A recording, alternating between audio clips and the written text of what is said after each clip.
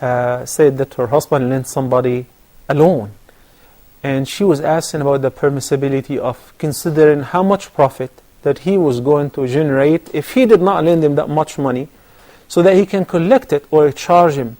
This is basically the interest-based loan, and this is riba, as usury.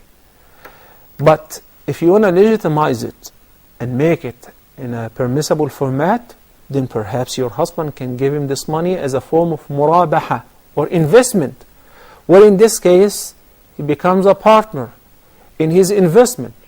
If they generate a profit, he takes a share. They pre-arranged or agreed upon it, share, he takes it. And similarly, if they lose, he also loses from his capital sum according to his share in the investment. But somebody lends somebody money for a reason or another, because he wants to build a house, to buy a car, grow up his business, get married, and he puts a charge or an interest, or some people like to call it profit, whatever, that's called interest. And this ziyada or extra is riba, and it is a major sin and prohibited.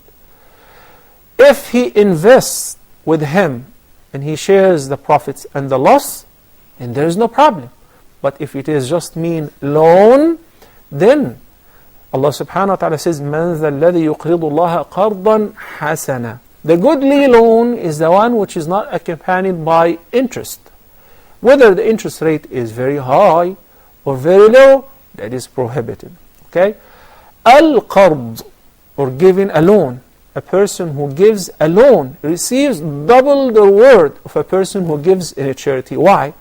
Because when you give in a charity, you give what you do not already need, and you know that it's going, and you're not expecting it back.